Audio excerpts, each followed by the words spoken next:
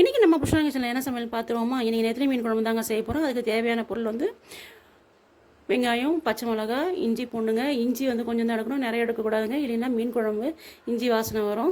அதுக்கப்புறம் வந்து தேங்காய் சில்லு எடுத்துருக்கோம், தக்காளி எடுத்துருக்கோம். இது எல்லாத்தையும் பொடியாக நறுக்கி வச்சுருக்கோம். இது எல்லாத்தையும் ஒரு சட்டியில் எண்ணெயை ஊற்றி நல்லா வதக்கணுங்க. பச்சை வாசனை போகிற அளவுக்கு வதக்கினா போதும். அதுக்குள்ளே தேங்காய் சில்லை பொடிசாக நறுக்கி அதையும் நம்ம மிக்ஸி ஜாரில் மாற்றிக்கலாம். இது ரெண்டுத்தையும் சேர்த்து மொத்தமாக நம்ம குறன்னு அரைக்கணுங்க.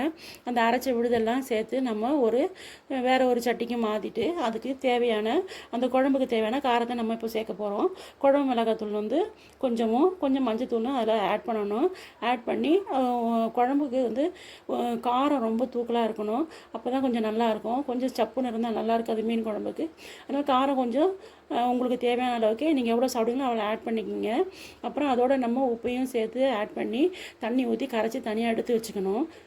ஒரு வாணலியில் எண்ணெயை ஊற்றுறோம். எண்ணெயை ஊற்றி அதில் கடுகு, ஜீரகம், பெருஞ்சீரகம் போட்டு தாளிக்கிறோம். அதோட கருவேப்பிலை, கொத்தமல்லியும் போட்டு தாளிக்கிறோம். அதெல்லாம் நல்லா பொரிஞ்சதுக்கப்புறமா நம்ம அந்த அரைச்சி வச்சுருக்க விழுதை அதோடு சேர்க்குறோம். சேர்த்ததுடனே அந்த விழுது வந்து ரொம்ப கட்டியாக இருக்கும் இல்லையா, அதனால் அதில் கொஞ்சம் தண்ணி ஊற்றிடும். ஏன்னா கொதிச்சதுக்கப்புறமா கட்டியாகணும், நல்லா கொதிக்கணும், பச்சை வாசம் போகணும், நிறைய வேலை இருக்குது. அதனால் வந்து நம்ம குழம்புக்கு தண்ணி ஊற்றி ஆட் பண்ணி மூடி வச்சிடும். இது மூடுறதுக்குள்ளே நீங்கள் நம்ம சேனலை லைக் பண்ணுங்கள், ஷேர் பண்ணுங்கள், சப்ஸ்கிரைப் பண்ணுங்கள். அதுக்கப்புறம் வந்து கமெண்ட் பண்ணுங்கள். இந்த மாதிரி செஞ்சு நீங்களும் சாப்பிட்டீங்களான்றதை சொல்லுங்கள். இப்போ குழம்பு நல்லா கொதிச்சிச்சிங்க. நம்ம வந்து மீன் அதில் ஆட் பண்ணிக்கிறோம். மீன் ஆட் பண்ணதும் குழம்பு நல்லா கொதிக்கட்டும், திக்காக வரணுங்க. குழம்பு மேலே வந்து அந்த எண்ணெய் வந்து நல்லா பிரியணும். இப்போ தர மீன் கொதிக்குது. மீன் போட்டதும் கொதிச்சதுக்கப்புறமா நம்ம மேலே வந்து கொத்தமல்லி தழையை தூவணும்.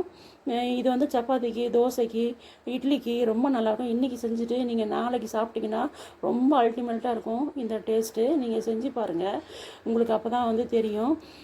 இது மேலே வந்து நம்ம இப்போ கொத்தமல்லி தழையை தூவ போகிறோம். தூவி இறக்கிட்டால் குழம்பு வந்து ரெடி ஆகிடுங்க. இதுக்கப்புறமா ஒரு வேலை இருக்குது. என்ன வேலைன்னா, நீங்கள் அப்படி செஞ்சீங்கன்னா குழம்பு பார்க்குறதுக்கு ரொம்ப கலர்ஃபுல்லாக இருக்கும். பக்கத்தில் நம்ம மீன் பொரிச்சிருக்கோங்க.